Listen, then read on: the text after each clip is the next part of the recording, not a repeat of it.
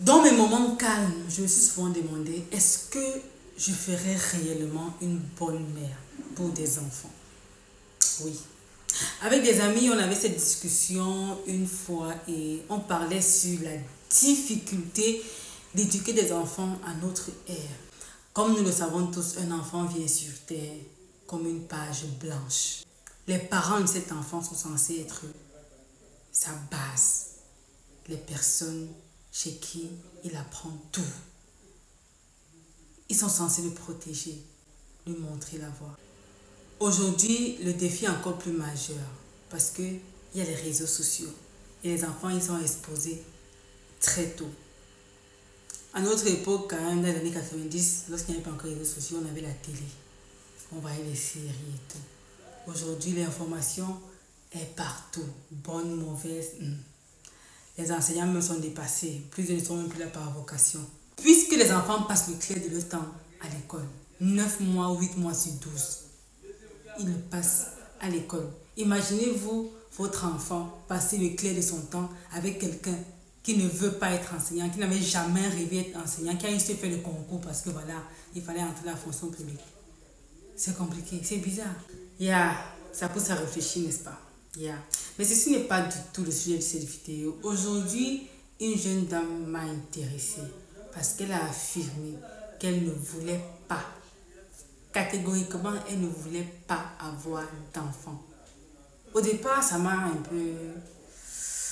C'est vrai que moi, souvent, on avait cette possibilité-là, mais c'était juste entre voilà, ma tête et moi. Mais le dire ouvertement sur les réseaux sociaux et se prendre un râteau comme ça, les gens n'ont pas trop compris. Parce que je me suis dit, il y a forcément une raison pour laquelle elle dit ce genre de choses.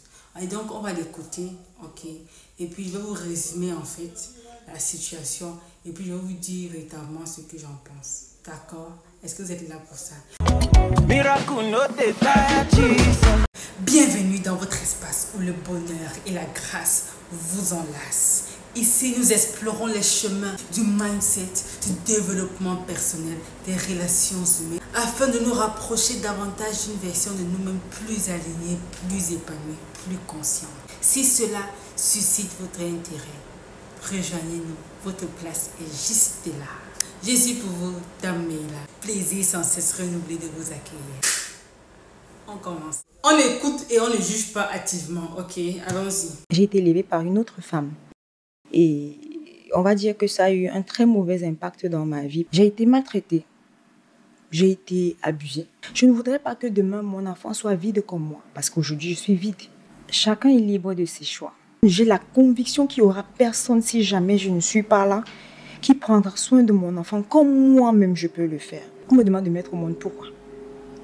Pour quelle raison? Je vais mettre le lien de ce podcast, ça s'appelle le Realness Podcast. Mesdames, vous faites un travail magnifique. Merci beaucoup en tout cas. J'aime beaucoup les conversations entre trentenaires. On a trop de défis, on a trop de choses dont on doit parler. Donc ça fait du bien de se retrouver entre concerts, d'accord? Ok. Pour ma part, je reviens encore sur le fait que avant de se mettre à juger quelqu'un pour ses choix, il faut l'écouter. Dans ce podcast, vous allez comprendre que cette jeune dame ne s'est pas juste levée un bon matin et elle a dit « je ne veux pas d'enfant ». Il y a un background story. Elle a été abusée lorsqu'elle était plus jeune. Elle a vécu avec son père et sa belle-mère. Et elle a vécu, comme qui dirait, un enfer. Elle a dû s'enfuir de la maison. Elle raconte comment elle a voulu se suicider en fait.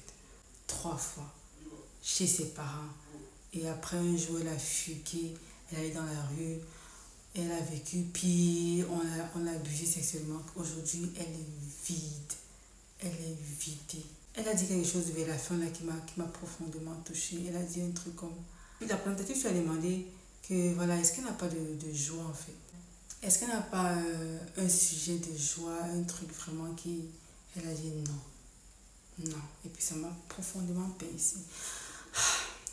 J'ai un peu guéri de mes blessures parce que j'ai accepté la vie telle qu'elle est. J'attends juste ce fameux moment de partir. J'ai vraiment hâte. J'ai hâte. Mais il y a des beaux moments auxquels tu t'attaches? Non. Et donc vous l'avez compris, comme elle-même elle a dit, elle ne veut pas avoir d'enfant par peur. C'est purement de la peur. Peur que si elle s'en va, personne ne s'occupera de son enfant comme elle-même. Ainsi, ses enfants auront à subir ou souffrir des mêmes atrocités qu'elle-même a souffert. Et elle ne voudrait surtout pas ça pour eux. Personne ne voudrait d'ailleurs que sa progéniture souffre. Est-ce que vous voyez? Est-ce que vous comprenez? Donc pour ceux qui l'ont jugé trop vite, vraiment demandez pardon. Demandez pardon. C'est pas correct. Est-ce que vous voyez à quel point l'absence de l'affection paternelle peut bousiller la vie d'un enfant? Au point où même devenu adulte, elle se dit non, je peux pas avoir d'enfant. C'est trop en fait. Et elle raconte que sa belle-mère, oh désolé, je suis en train de spoiler le podcast. Vraiment, allez regarder le podcast s'il vous plaît. Mais juste ce dernier point, elle raconte que en fait, sa belle-mère n'avait pas d'enfant, elle n'avait pas pu concevoir. Donc du coup, les greux de la vie et tout ça a été transmis aux enfants du papa. Donc aux enfants de son mari, quoi, qui est le père. Et insupportable, infernal. Vraiment, Damaris, si tu m'écoutes, vraiment, je sais pas. C'est vrai que j'ai laissé un commentaire sur le podcast, mais j'ai vraiment à cœur de te dire pardon. Pardon. Pardon pour toutes les personnes qui t'ont fait du mal. Pardon pour toutes les personnes qui auraient dû prendre soin de toi, qui auraient dû te donner tout l'amour, qui auraient dû te donner tout l'amour de la terre et qui ne l'ont pas fait. Pardon, pardon, pardon ma soeur.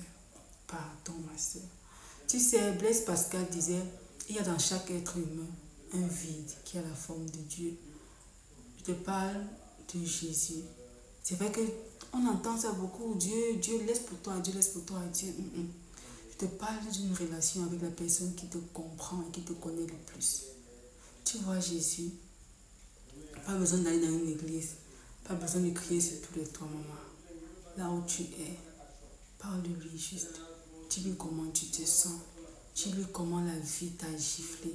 Et tu sais, les personnes qui ont souvent une grande destinée ont souvent de très très très grands combats. Leur arrière-plan n'est pas net en fait.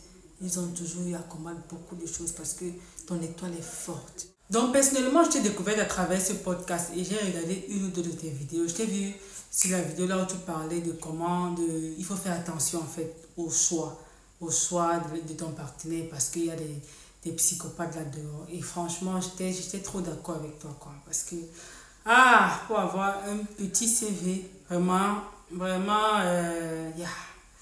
mes sœurs, sérieux. Donc ton étoile est très forte. C'est pour ça que tes défis ont été aussi énormes. Ma soeur, s'il te plaît. S'il te plaît, ma soeur.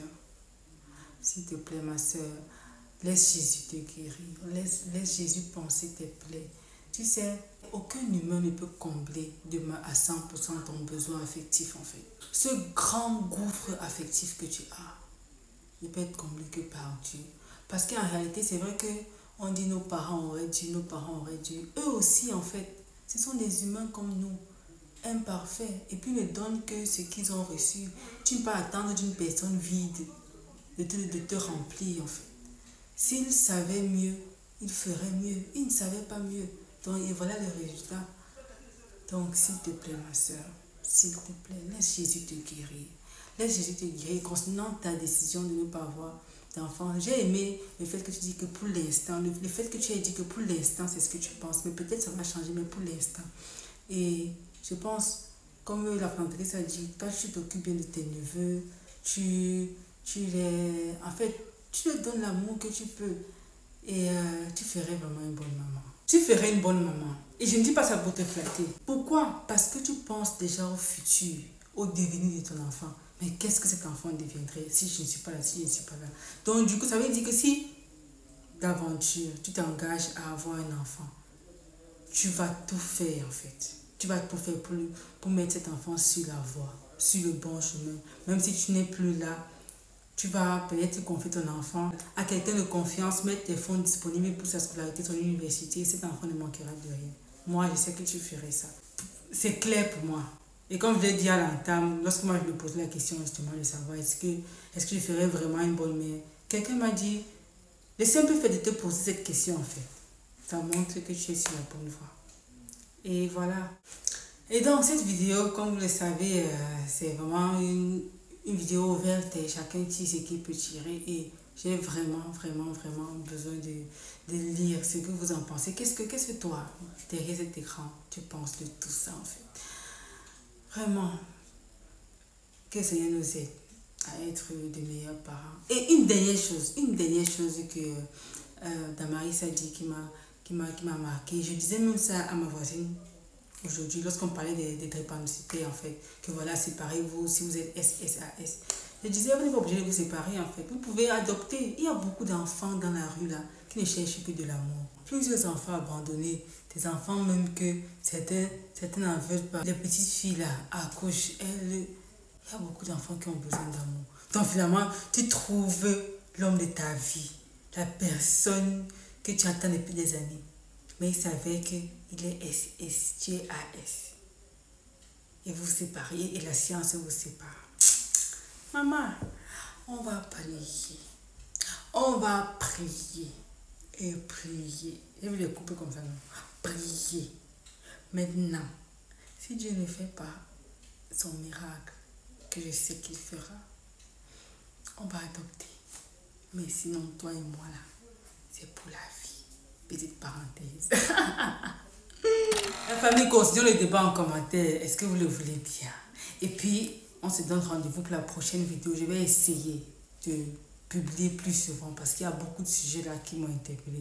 Par exemple, un papa que j'aime beaucoup là qui a commencé à dire vraiment les hommes qui font les travaux ménagers, ils sont un peu comme des personnes efféminées. Ah, papa, je te respecte, mais vraiment, on ne dit pas ce genre de choses là. En tout cas, la prochaine vidéo, je pense que c'est ça qu'il fait. Tout à l'heure là, il faut que je change de vêtements et puis je tourne cette vidéo. Ok. Merci pour votre soutien.